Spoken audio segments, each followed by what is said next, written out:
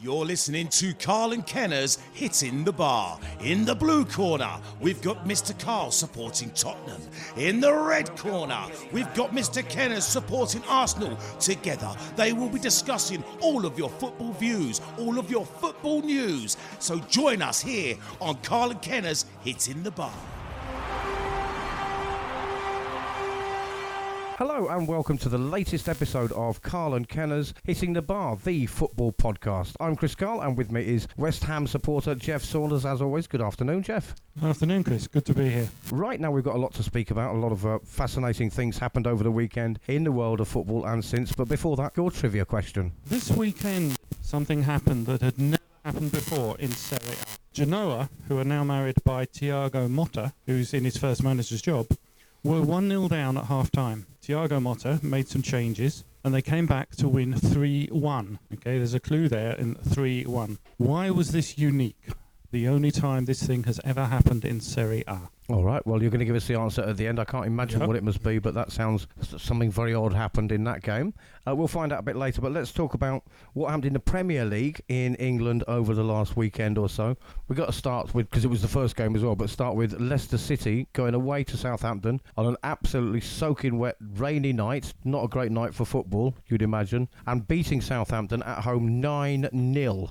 It's 9, and then you do it in text, don't you? Yes. The number 9 and then the brackets N-I-N-E. Yeah, just in case people don't realise, yeah.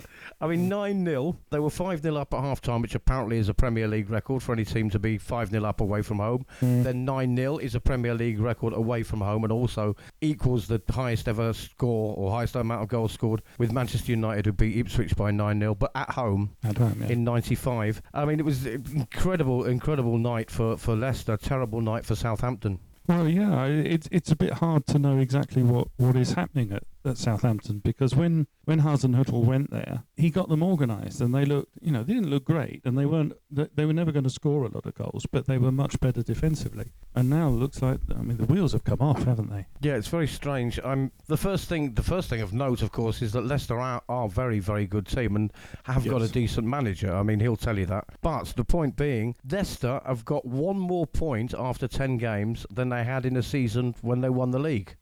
At this stage. So could Leicester go on and do a Leicester? Or is the competition too harsh? Oh, well, I think they can be the best of the rest and finish third. Yes, definitely. I see no reason why not. Maybe the only reason why not will be injuries, because I don't think they've got a lot of depth in the squad. Defensively, they've got another very good centre back in the backgrounds. I think they're short of cover at fullback. If Jamie Vardy's injured, that's a problem. Yeah, I don't see why they can't keep going, except for maybe injuries after Christmas. But that is exactly what everybody said when they won the league, wasn't it? Well, it is. I mean, they were whatever it was, 5,000 to 1 then. I think there's something like 250 to 1 to win now, but. That aside, I mean, especially with the way Tottenham and Arsenal and Manchester United, of course, have been this season and in previous season, but especially this season, those three teams particularly have led the way for other teams to come into the top 4 and top 6. Yes. Chelsea are as good as they were last season, so naturally they're in the top 4. Leicester possibly a little bit unnaturally, but nevertheless, Tottenham and Arsenal... United, they've let Leicester in, haven't they, in a way? Well, they're doing their best, aren't they? Yes. They're throwing it away, really. And Leicester, the criticism of Leicester at before the season started, going over the transfer deadline, was they hadn't signed anybody. And yet, here they are. And the thing people tended to forget was what you mentioned about Brendan Rodgers, that if you look at his points per game from when he took over at Leicester at the end of last season, if that applied for the whole of the season, they would have got 16 points more. So they would have been top 4. So really, they're carrying on doing what they did at the end of last season with the same players. So Leicester, big threat to the top 6 possible finishers, of course, including Tottenham, who we'll move on to, I think. Oh, before we do, the Southampton manager came out, took full responsibility. He thanked the fans for staying on to the end, but I don't think there were that many that did. And why would you on a wet night like that and 9-0 down? But then this week it's been revealed that the players, have given a day's wages to charity. As like a sort of, humble gesture for losing. I'm not quite sure how that works, if that's supposed to sort of prove anything or... Well, does that let them off the hook? Well, no, nothing lets them off the hook. But if that day includes the bonuses they get for playing and actually turning up, then but it still sounds a bit mean. And players' wages are always expressed in so much per week. So if you're going to give up a week's wages, okay, fair enough. Yeah, but a day. Yeah, I mean it's a bit mean, isn't it? Yeah, I mean, Southampton players obviously not going to be the best played, and they certainly shouldn't be on that performance, but the best played in the league. They're not on 300 grand like Pogba or something, but they're all going to be on around between 80 and 120,000 a week, aren't they? You'd think so, yeah. They, so if you take that as a month, half, whatever that is, nearly $500,000 a month or whatever, let's say, even if it's $250,000 per month, they can miss a week's salary, can't they? I mean, one day, you're right, it's neither here nor there. It doesn't let them off the hook. It doesn't make them look good. It kind of looks a bit petty. Well, exactly. It's like a supermarket where you see buy one get one free. You go, oh, okay. But some of them do the buy one, second one at half price, and you think, well, don't bother. You just sound mean. Yeah, actually, you might as well just charge full price, because they're drawing attention to themselves in a bad way more than if they'd just done nothing. We do have to give credit to Nottingham Forest, however, who donated 3,000 food parcels to the homeless after their game was cancelled against Reading on last Saturday. Heavy rain, waterlogged pitch, meaning that the City Ground pitch was unplayable. So instead of letting all the pies and pasties and sandwiches go to waste, the club gave it to Framework. Framework is a homeless charity based in Nottingham. They've done it before. Now that's a gesture, isn't it? 3,000 meals directly to the homeless, a direct action instead of some sort of PR stunt, which is what I feel the Southampton thing was. It was a bit, and well done Nottingham Forest. Southampton, Hasenhüttl saying, I take full responsibility. Well, actually, I don't think you should, because the players were terrible. Does anybody believe that you set them up to play that way? Clearly you didn't. That's not what you practiced during the week. No. So this, I take full responsibility. Well, nonsense. You're going to lose your job anyway, but... sometimes a manager has got to have a go at the players. Completely unacceptable. It happens very rarely that a team win by that margin, because the difference from Manchester City in first place and Watford in bottom place is not 9-0, is it, on any given day? No. So something went very, very wrong. I mean, everybody who watched the game said the defence basically just stood there and let them walk the ball through them, and it was just wave after wave. Leicester are that good, but Southampton aren't that bad, but they do look in danger of going down. Well, yeah. And they have done for years, though, haven't they, to be honest? Well, yeah, but I don't know what's happening at Southampton, because they've had a succession of poor managers. After Pochettino. Yeah. And Hasenhüttl, the supporters of the club he came from in Austria, is one of the Red Bull sides, I think. They all think he's wonderful. He's clearly got something, but not the dressing room. Troubling times at Southampton. We've talked about Tottenham over and over again, and has the dressing room been lost by Pochettino? Are there rifts between the players? They were away at Liverpool. Liverpool are unbeaten in 45 games at Anfield. 45 games, that stretches way back. Not only unbeaten at home this season, they've won every single game. Even on a good day, Tottenham wouldn't beat them. So I watched the game, not expecting Tottenham to get anything from it. I was just hoping we wouldn't be humiliated. Came away 2-1. We scored first. Let's talk first of all, if the penalty that was given away that Salah scored, the ball came loose. The Tottenham defender went to kick the ball, and Liverpool striker put his foot in front of our defender's foot, who then obviously he kicked it because he was swinging for a ball. He didn't know the foot was there. He didn't know it was coming in. It wasn't deliberate. Was that a penalty then? Is it a penalty because you've kicked somebody, deliberate or not? Because for me, that was a very fine line. The problem is that the way the law is written, it says that intent has no place in the decision. It's a question of fact. So as a question of fact, it was a penalty. However, Mane's admitted that he deliberately put his foot there to be kicked. It's where common sense has flown out of the window. The referee ought to be able to look at that and say, no, actually, it was you did that, not the Tottenham defender. Yeah, the player he didn't even know the foot was there. The foot came in after he'd already started swinging, so he couldn't have even taken his foot away. There was nothing he could have done about it. Had that been at, let's say, the Tottenham Stadium, and it had happened in the last 10 minutes, and it had happened to Liverpool, I don't think a penalty would have been given to Liverpool. I don't think they'd have got a penalty. I think there is that slight influence on the referee, and with Liverpool's reputation of winning every game at home, they had desperately been attacking Tottenham all game to try and get the equaliser and then get the winner. I think Tottenham probably gave them the hardest game they've had all season, from what I saw. I think the players would have been exhausted after that, and I do think the referee probably felt if it was a 50-50 thing, if it had been away from home, he wouldn't have given it, but because it was at home, he felt he was able to give it. But it does highlight a problem with the rules, that technically that his decision was correct, yet the player hasn't really done anything wrong. So there's a problem with the rules there. It's like the handball thing. But fouls have always been, according to law, intent doesn't matter. It's a question of fact. So, in fact, it was, the fact whether he meant it or not, or even knew the foot was there. He kicked the foot without even knowing it was there. That is a foul. Yes. And that's it. That's the end of it. So, Tottenham, a little bit of improvement. I watched the game. Eriksen looked like he really did not want to be there. He didn't even look happy when he was warming up before the game started. I mean, he does have that kind of sour face, I suppose, a little bit. But still, he did not look like he wanted to be there. Then you've got Danny Rose and Vertonghen, who've all stated recently and in the last year or so that they want to leave. Rose had a particularly bad game, even though he did not give up trying. It just wasn't working for him. Dele Alli still looks out of sorts. Harry Kane's running around trying very hard, scored a goal, of course. Son, as brilliant as ever. But there are some players that clearly want to go. Well, yeah. Would you just get rid of them at whatever price now? Absolutely. You've got to get them out. I was very surprised to see that the players who'd been dropped in midweek for the European game and Tottenham played so well suddenly came back and Tottenham didn't play well. Well, there you are. That's your answer. Yeah, I mean, I thought, as a Tottenham fan, I thought, look, we've done so badly all season, then we come out and smash, only Red Star, as people keep saying, but they are still a team of professional footballers. We beat them 5-0 in a quite exciting performance, and then you drop the players. I mean, there was, Ndombele was on the bench. The game changed when he came on. Lo Celso only came off the bench. Then he's playing Winks instead of, he changed the whole team up. Lucas Moura on with 4 minutes to go.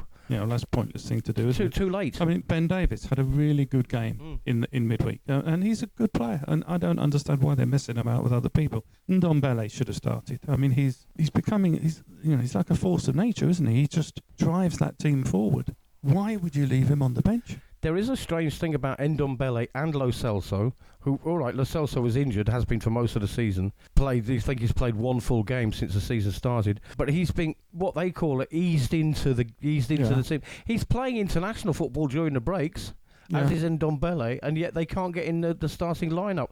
If you paid all that money for them, having not bought anybody in 2 years, play them. Use them, and especially if the other players are useless currently. Well, absolutely. Why is Eriksen on the pitch? He's not. He's been as a Tottenham fan, I would say, he's been a great servant for the club. He's changed a lot of games, but he does go missing in quite a few games as well.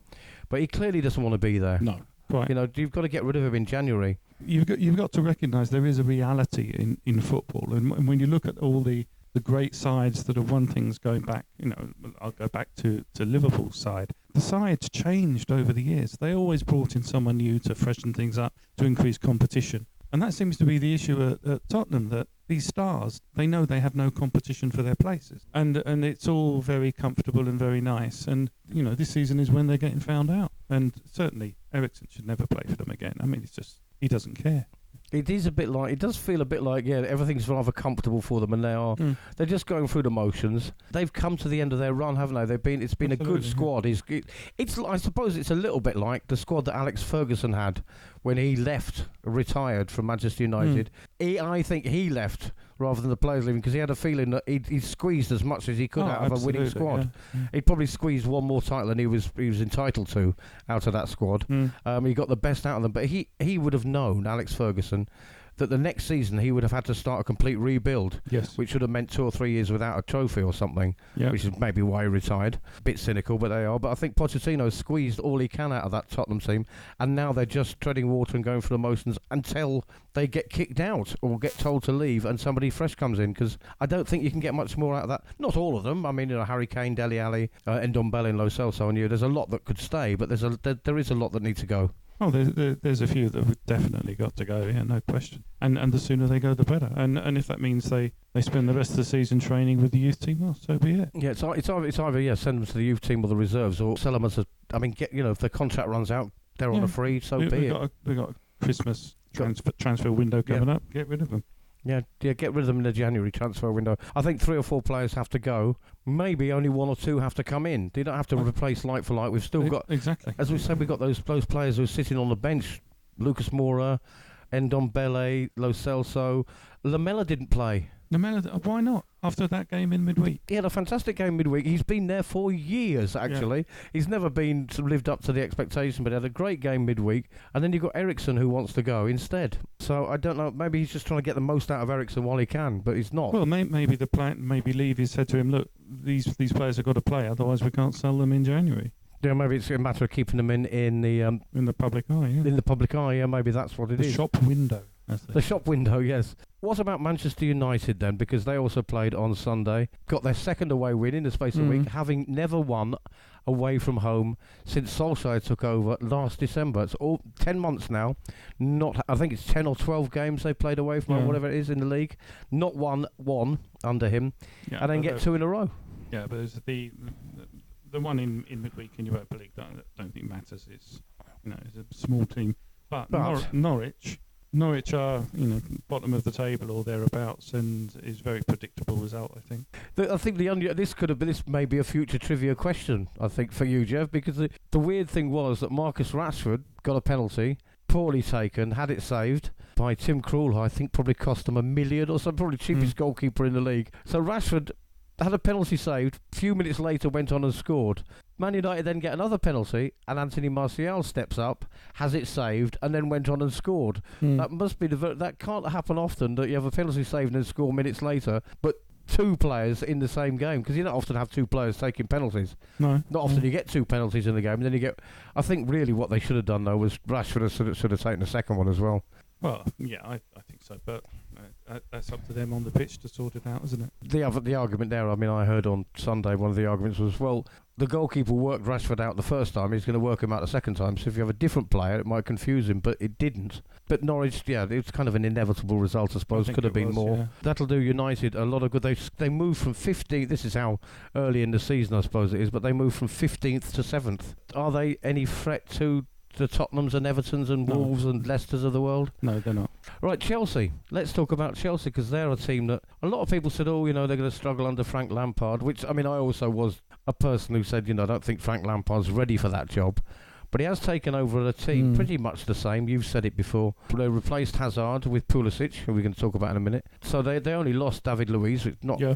A great loss for Chelsea, particularly, and they've got young players coming in, so they're practically, apart from they've got some more talented players who come through, practically the same team that by the end of the season finished in 3rd place with ease, overtaking Tottenham. Yeah. So I don't know why people are surprised that Chelsea are in the top 4. No, it's a mystery to me, because I tipped them, I think, for 3rd or 4th place, simply because it was pretty much the same team, and Pulisic I thought was a good replacement for Hazard and will do very well, and took him a while to get himself into the team and get himself playing well, but it looks to be happening. So, yeah, I don't see why not. And I think Lampard deserves an awful lot of praise and credit for playing these young players. He doesn't have to play them. He could go back to the team from last season, but he's playing these young players who are all English, and they're, apart from Pulisic, and they're coming through and playing really well. So it's brilliant. Chelsea 4, Burnley 2. Pulisic, you're going to hate me for this, Pulisic scored the perfect hat-trick against the Burnley goalkeeper. Thusly, Christian beats Pope with Holy Trinity. Christian Pulisic, Nick Pope, Christian beats Pope with Holy Trinity. One came from a cross. And I think we'll just leave it, though. Yes, sir. Yeah. But there you are, Chelsea 4, Burnley 2. Burnley not an easy team to play against. No, good team. Not at all. And that just, they got 2 away at Stamford Bridge, even though they lost 4-2. Burnley, strong manager, Saunders. He was saying during the week, that he's a little bit sick of hearing about all this playing it out from the back and this new tactic that initially came from Spain, of course, all those years ago. But this idea of playing it out from the back and passing it back and forth to the goalkeeper. And when he gets players to ping it up the field, he's accused of playing anti-football. And yet, as he said, Tottenham were beaten by Liverpool because Liverpool played anti-football in the Champions League final. Well, that's the way to win games, is it? Dyche is telling the truth. You can't argue with him. And if anyone would care to look back at that great Liverpool side with Ian Rush at centre forward, what were Hansen and Thompson told to do by Paisley? Hit Ian early with a fast ball straight up the pitch. He'll hold it on, bring the other players on. They didn't have a creative passer in midfield. Liverpool don't have a creative passer in midfield now. They have guys who'll win the ball, who'll get ahead, who'll keep the momentum going. They're doing what they've always done, with one exception, this high press, which Klopp likes, and that stops the opponents from counter-attacking against them. Dyche is 100% correct. There is a huge difference between just lumping the alehouse ball down the middle, hoping the big boy, ball. hoping the big guy gets his head on it, and making a long pass. And Burnley are not a long ball team in the way that people are used to thinking about it. They hit long passes, but they are passes to players. Yeah, I remember it was again doing the rounds on Facebook. I don't know why. Probably because Rooney's career in the MLS has come to an end, and Wayne Rooney in one of the games in the MLS last year or the year before tackled a forward in his own half. Forward was through on goal. Rooney tackled him, quite a strong tackle. As he went through the player, he almost fell over. He stood up, spotted his forward. Bearing in mind Rooney was in his own half, spotted his own forward running into the box and pinned a pass right onto his forward's foot. Right onto it, and all the forward had to do was keep his foot out, and it went into the goal. That was from his own half. That's what Deitch is talking about, as you say, not just hoofing it up there. And that's how Liverpool won the Champions League. That's how they're winning, I think, the league now. And this passing it around, it's all tiki-taka, as they used to call it, but all this passing it around in the box and back and forth to the goalkeeper was Tottenham were doing it. Liverpool were doing it quite a lot, actually, when they were feeling under pressure from Tottenham. But this passing it back and part, it's almost like you've got to involve everybody so nobody feels left out. Or if he's earning the money, he better do something. So he's got to pass it at least 8 times in a game. We're in St Barnabas' primary school. There are no losers here. Pass it to Lonely Joe. God, give it to Joe, poor fella. When Guardiola went to Bayern Munich, it's in his autobiography, one of the things that drove him mad was he kept watching this training and they kept doing this, passing the ball side to side and then up one channel and then down and back again, and he lost his temper. So what are you doing? And Lam said, well, we thought that's what you wanted us to do. He said, no, I want you to attack and score goals. He said, no, don't just pass it for the sake of passing it. The reason you're passing it is to move the defence and create an open. But too much of this possession in that we see in the Premier League is passing for the sake of passing. Now, the Jack Wilshere thing drove me mad when he was at Arsenal. And I think it's a crime he's at West Ham, and I'm glad they don't play him. But he receives the ball, turns back towards his own goal. No, turn the other way. Go forward. And you look at all the successful teams at the moment, their midfield players turn and they attack. Yeah, I think that's the difference, isn't it? I don't mind the passing around. It's as soon as the ball got to the midfield with Tottenham, and Manchester United have been playing this way all season. As soon as it gets to midfield, they turn or stay facing the goalkeeper and play it back. Make a pass forward. If you lose it, at least you haven't gone forward because you've been staying in defence all the time. Well, go and ask. You're going to be forward, aren't you? You're going to be further forward. Go and ask any defender what they hate. They hate a player running at them. If you're an attacking player, run at the defender. Yeah. Do the thing he doesn't want you to do. Yeah. If you turn round and make the pass backwards, the defender's just won because he wants you to. Your point about Guardiola is if you're going to pass it, don't waste it. Yeah. Turn and go forward. If you lose the ball, then you regroup and try to get the ball back to do it again. If you keep passing it back to your goalkeeper, you haven't got anywhere. So it's not like it's no worse than losing the ball further up the field, apart from your down the field. So passing for the sake of it. So Sean Dyche is right there. Oh, absolutely. Let's move to teams that pass around the ball for no apparent reason. I did watch a bit of the game. Arsenal against Crystal Palace. Arsenal were 2-0 up within a few minutes of the game starting. A little bit like Tottenham were, I suppose, 1-0 up. They ended up drawing 2-2 with Crystal Palace at home. First big talking point, though, is about the captain. Oh, Granit Xhaka. Yes, it's just a farce, isn't it? And the whole sorry story just tells you what's wrong at Arsenal at the moment. It's everything, basically. It's the poster for the film of what's wrong at Arsenal. Was that action? Well, it does seem to be, doesn't it? And what are Arsenal? You watch them play, and this weekend was a perfect example. Tell me in 30 words, what is Arsenal's style of play? And if you can get past then you're doing very well. I'm trying to think of something, Yeah, they're just, 11 players chucked out on the pitch. Okay, sorted out, boys. They're not Brazil in 1970. Yes, they can't. They don't have an identity, is what you're saying. There's not an Arsenal identity. They don't have an identity. They don't have a plan. Does anybody think those players have been bought and selected against some sort of plan? I can't see it. Just been sort of thrown in there. Let's throw in another forward. So they bought this Pepe, and we talked about it on here. And when Steve was here, and I thought Pepe's a waste of money. Yeah, 70 million. And I'll quote Steve here. He said, "Oh yeah, but he's second highest goal scorer in League One." It has to be 7 goals in League One equals 1 goal. I like that. Dog goals, yeah. It's so what? And his first game, he flattered to deceive. He looked quite dangerous if the fullback allows him to turn and run at him. Now fullbacks are pushing him up. Well, we're not seeing anything from Pepe now. So where's that fantastic front three that we all told about? Then, all right, Guendouzi's got a lot of energy in midfield and all the rest of it. Okay, fine, but you need more than one box-to-box one box-to-box midfielder, great. But you need other people in there. You need a ball winner. You need a passer. And Arsenal's back four is a farce. I mean, the one thing that everyone that I know grew up with was you knew what an Arsenal back four was all about. Yes, yeah, that was one of the main strengths. Them. That was their identity. That was their identity, and a goal. They win 1-0 with a goal from the centre half from a corner. That's Arsenal. Yeah. So what are they now? They're an absolute shambles. They're a rabble. Well, I mean, they lost away at Sheffield United, who then went on to draw at the weekend. So they've got 4 points out of 6 they didn't expect to get, I think. Well, and Arsenal got 1 point out of 6 when they should have got at least 4. I think. Yeah, exactly. And but Sheffield United are the perfect example of what any team should be.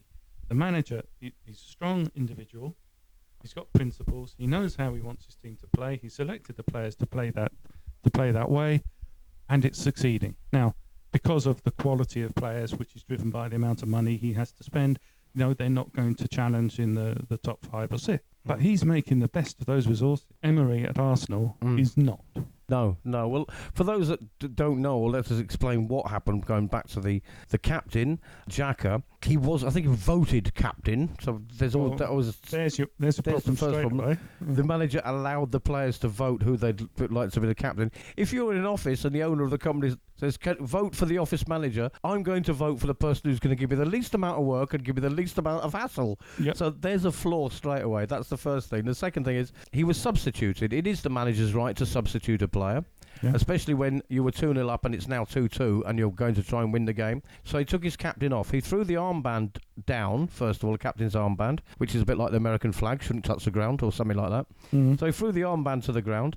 The Arsenal fans are quite fickle. They probably boo themselves in the mirror when they're shaving, but they did boo him off because he'd had a particularly bad game and because he was being very petulant as he came off the pitch. He was taking his time, took his Arsenal shirt off and scrunched it up and threw it to the ground. So they were booing him. So he cupped his hand to his ear and shouted at the fans, F off, several times.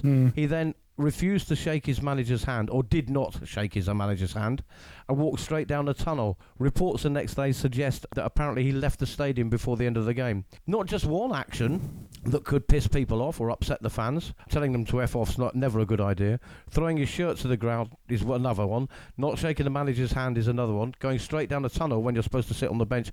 It's not just one action, it's an accumulation of 5 different actions that a captain or any player for a team should not do. Now, a lot of people are going to say it doesn't matter, but for me, there's a lot wrong in all those actions. Well, I think there's a lot wrong. I think focusing on the fact that he's captain and those actions, I'm not sure that matters as much. The fact that he's a player doing that at that club matters. The issue about the captaincy, I think, is an internal one. And the way he became captain sowed the seeds of destruction there, didn't it? And it just showed that Emery is not a strong individual. Can you imagine for 1 second Paisley or Shankly or Ferguson saying, oh, well, you guys choose who's going to be in it? No. You are the captain. They would always pick someone who's mentally strong, tough, and the other players would follow. It turns out that the dressing room is split down the middle. Half wanted him, half didn't. We know that what happens with those sort of things. Those sort of 52-48% recommendation kind of things. And this is, I think, it's what we're seeing on the pitch. They are not a team. That is a reflection of everything. And he left the game early, which you're not supposed to do. You can't sneak out of work. He's at work. You are at work. Until we do forget. I mean, I don't know if you said during the week or David from Global Radio said, we do forget that they're not just playing. These people are when we're watching them and paying to watch them, they are actually at work and they have to behave in a certain way at work. Yeah. There are rules and regulations, as there are if you work in a paper mill. Yes. You still have to clock in and clock out, not physically possibly, but you still have to be there. You can't just, your boss gives you a task you don't want to do. You don't just take off the work coat and walk out, do you? No. It's also petulant and childish. And then 3 players had to go and console him at home. Oh, that is pathetic. Honestly. Come on. I mean, no, that is just pathetic. I grew up playing football, and the people who taught me to play football were footballers, Arsenal and Tottenham players. Proper players, yeah. Played in the park on a Sunday afternoon in Dad's v Boys game. I cannot imagine a single one of those players ever needing anybody to go and console them. Because, just grow up. I know. I mean, I'm very, very aware of how, we should approach each other's sensitivities and so on, and have empathy for each other and so on. But a grown man earning 300,000 a week, who's told he can finish his work early because he didn't do it very well that day, takes off his bib, throws it out the pram, and then storms off home and has to be consoled by his workmates. For me, it's just, I agree with you. I think it's like, you're not a Hollywood superstar. You're not a sensitive actor. I don't know who's had a sex tape revealed. You've just been sent home early. That's all. You don't need consoling. I think probably, as you've said a couple of times already today, that's probably a sign of what's going on at Arsenal. Well, much as with Tottenham. Exactly, and it shows a very weak manager, I think. Yes, well, I think at least Tottenham's manager, I think, does have a pair. If we're going to continue the sort of slightly sexist analogy that I always want to call it, but I think Emery, we heard today that he's going to ask the players what they think. He's going to ask the players whether they think Xhaka should continue to be captain. Don't ask them. Effing tell them. Why are you asking the players? Why don't they just say, Bellerin, you're the captain? And that's it, yeah. And that's the end of it. And the rest of you, shut up or put up and get on with it, because you've not been playing well, and I'm sick of hearing about it. Yeah. Be a proper manager. I know you can offend people and you can upset people. There are certain ways to say things these days, but he can do that. In quite a clinical and professional way. Shut up and get on with it. In a sports team, sometimes you need to be told.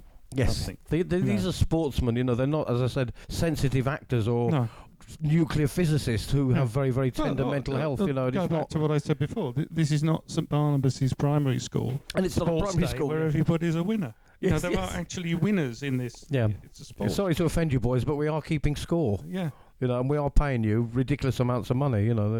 For me, it's just a step too far that he needs to be consoled. And then the second thing, that they're going to offer it around to the players to decide. I think that you said he's a weak manager, and I think he may not be there for very long. Well, he shouldn't be. No. Ex-players, people who played under Wenger, has written an article this week. The titles have changed, but the content or the meaning is the same. In every single article I've seen, is that he is not an upgrade from Wenger.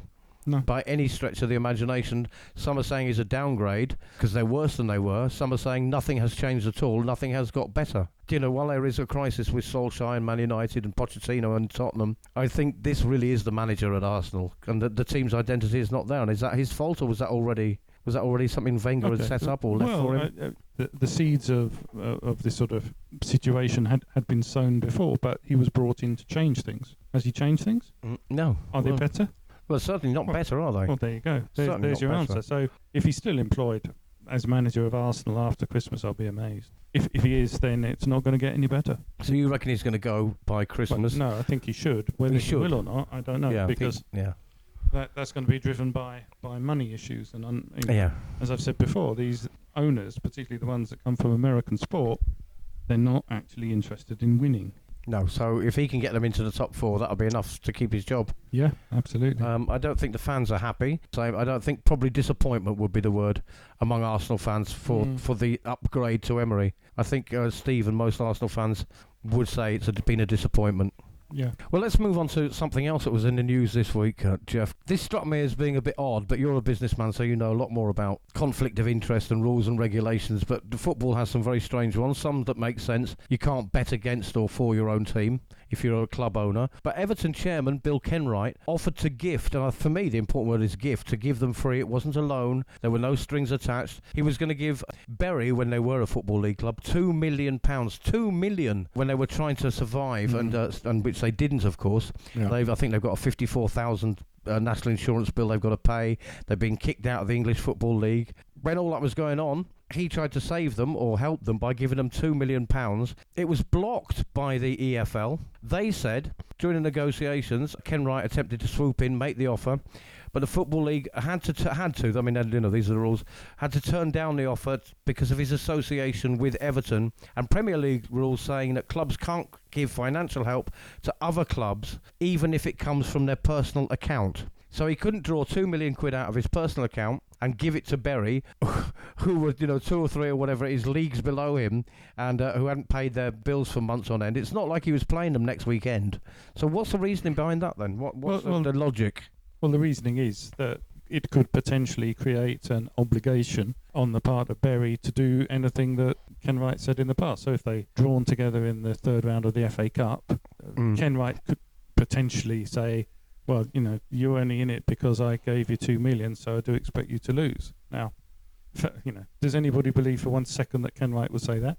No, because anyone that would say that would not give £2 million out of their own pocket to. Well, first, yeah. Because let's face it. In the off chance that they might one day play them. Well, in the off chance that they might one day pay them, but there was an incredibly high probability that Kenwright would lose all that money. This was a fantastic offer by him, because given where Bury were and where Bury will be, they will cease to exist as a company. And there's no chance he was going to get that money back if they were not taken over by somebody who then came up with a plan.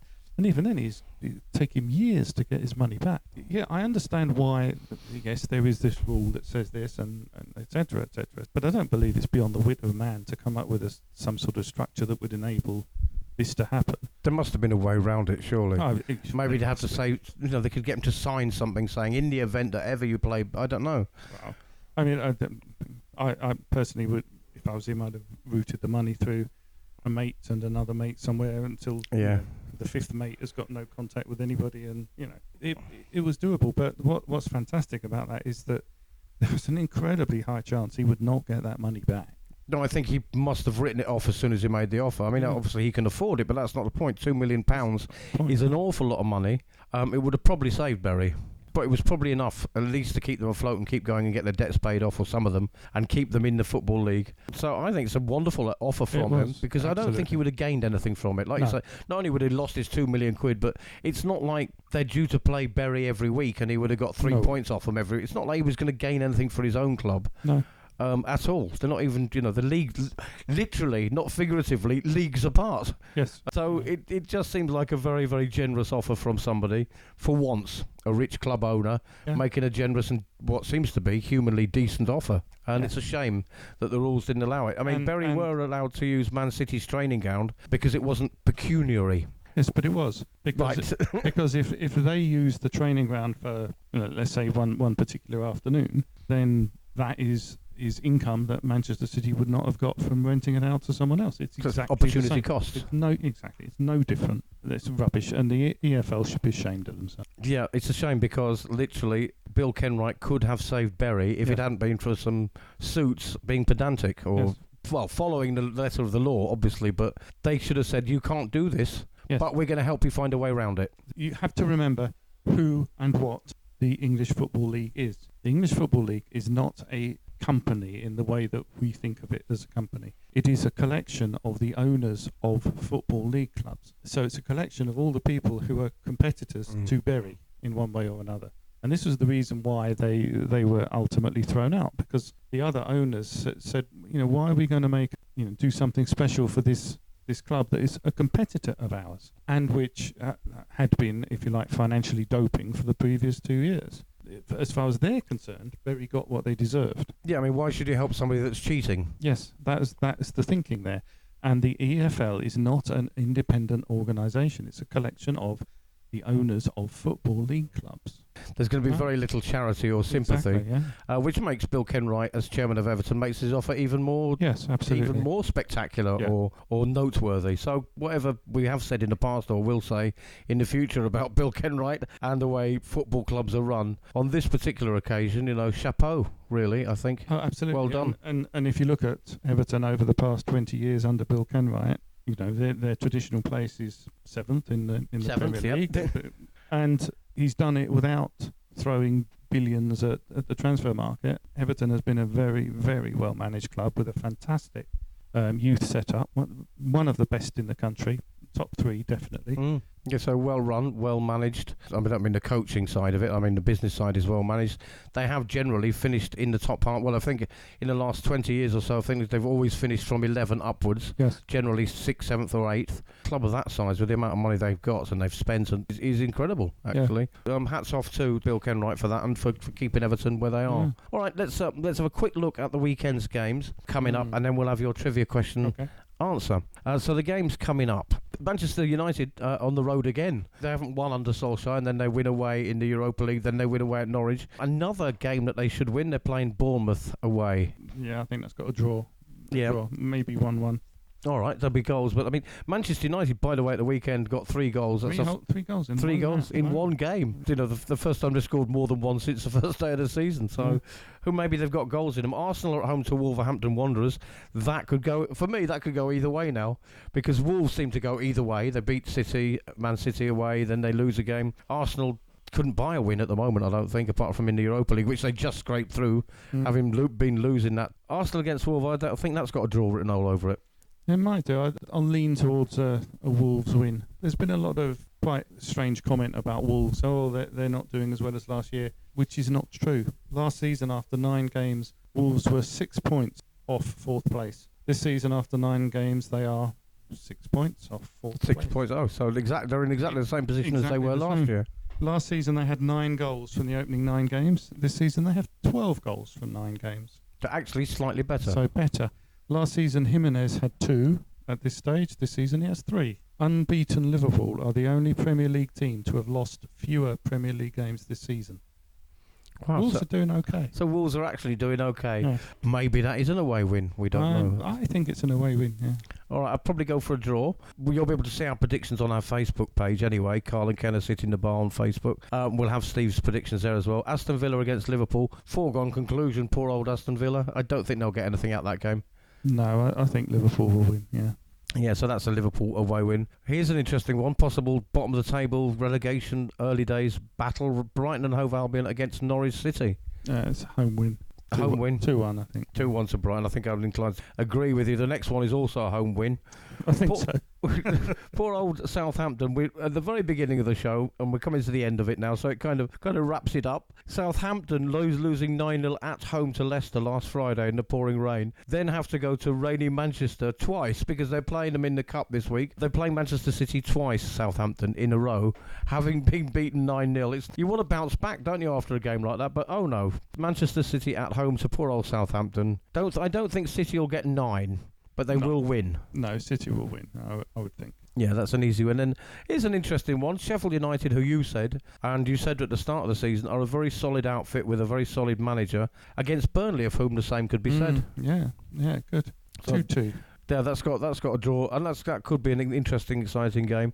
The next one, not so much for me. West Ham against Newcastle. Well, West Ham they've got to win that. Yeah, I mean, I watched Newcastle against Wolves. Newcastle were very lucky to get away with a draw there, even though they were winning in towards the end. They really shouldn't have been. They're not that great. Wolves had a late burst and started to play, but I think they weren't at their best. They had just played in the Europa League, of course. West Ham for that one, you're saying? Yeah. Because Newcastle aren't that good, yeah. Watford against Chelsea, that should be a Chelsea win. Watford still not found their... Watford can't find the net, that's the They just can't find the net. They're good enough. They are having the shots on target. They're creating the shots inside the penalty area too. They're just not going in. And Deeney is the main striker, is injured. Who else? This is a shock for everyone. So please sit down. Welbeck has got a long-term injury. So everyone is astonished by that. Yes. Well, I'm step back in amazement. Yeah. Really. Yeah. You caught me with that one. First of all, Watford's manager has got to put any centre forward he's got on the pitch. And at the weekend, he brought Andre Gray on as a substitute. Now, why did you not start with your only proper forward? It's bizarre. It's like you release the team sheet saying to the other team, we intend not to lose here, but we'll allow you to attack because we're not going to, kind of thing. So, yeah, what difficult times for Watford against Chelsea have really come on this season. I can see Chelsea winning that, yeah. On Sunday, Crystal Palace against Leicester. Now, two not exciting teams, two interesting teams. Yeah. Leicester certainly look great. As you say, if they get a couple of injuries, they could struggle. Crystal Palace might lose Zaha in the January transfer window. There is talk of that, of course. Yeah. Palace sort of annual stayers in the Premier League. We've said it before, they don't really set the world on fire, but they're getting an away draw at Arsenal. Yeah. And they fight to the end. You do watch Palace and you do feel that they've got a goal in them right until the end of the game, right through to the final whistle. And they make it very difficult to score. And the way Leicester play, let me reverse that. The way Crystal Palace are set up in midfield and defence is ideal for playing against Leicester City. That could be the game of the weekend, and in many ways, could be interesting. It probably will be, actually. Yeah. If you want to watch a good game of football, I think that will be it. Certainly, Palace will not give space behind them, which Jamie Vardy needs. Yeah, that's kind of his thing. Mm. But for a neutral, that might be an interesting game to watch. The other one, of course, my team away, Tottenham Hotspur away at Everton, who we've just been talking about. Yeah, they came good last week, didn't they? 1-2-0 against West Ham, and then again they slipped up again this week. Yeah, it's 2 steps forward, 1 back, or whatever. I think it is that, and the way to look at that match, I think, is it'll be won by whichever team actually wants to win it. So a draw then. Yeah, I mean it's a default result. Yeah. If the Tottenham who played Red Star Belgrade turn up and he picks that team, instead of picking Lamela instead of Eriksen, picking anybody instead of Winks, because he had a particularly bad game on Sunday. Anybody instead of Rose, because he had a bad. But pick the team that played Red Star Belgrade, and we'll beat them. We'll beat Everton 2-0. But if you pick the team that played Liverpool, we'll beat them 1-0 or get a draw, I think. Yeah, the problem is that Everton aren't sorting themselves out, are they? And I think that manager's got to go. Yes. Assuming that Pochettino picks the best team available to him, Spurs will win 2-0. Yeah, I mean, for the disarray Spurs are in, and the surprising position that Everton are in, and with their manager not being able to keep control of them, probably the best time is for Tottenham to play Everton now. Yes. The other teams, if you Bournemouth, Norwich, you're going to beat them hopefully on your day. But to play some of the second-tier teams like Everton and Wolves and Leicester, probably this is the best time for Tottenham to play Everton. So all being well, as far as I'm concerned, Tottenham should beat Everton, but could be a bit of a dire game in many ways. Could, yeah. Time for the answer to your trivia question. Right, okay. The question was this. Something happened in Serie A in Italy this weekend that has never happened before in Serie A. Genoa were 1-0 down at half-time. Their manager, Thiago Motta, made some changes. He made 3 substitutions, and they ended up winning 3-1. So what was the thing that happened that has never happened before in Serie A? All 3 goals were scored by the 3 substitutes. They were 1-0 down then? They were 1-0 down. He brought on 3 substitutes, and they each scored 1 each. Yeah, and that's never happened in Serie A before. No, I can imagine that's probably very rarely happened anywhere. Yeah. What does that mean then, do you think?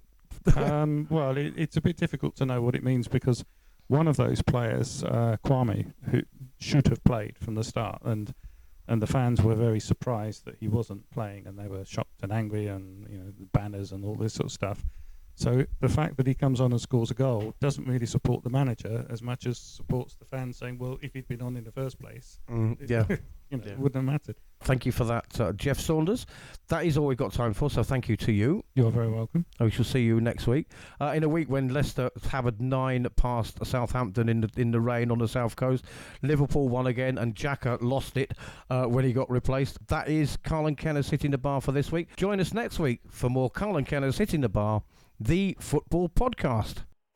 You've been listening to Karle and Kenner's Hitting the Bar. Join us again next week for more of their twisted football news, all of their weird football views. You can find them here every week on Karle and Kenner's Hitting the Bar. We'll see you again shortly.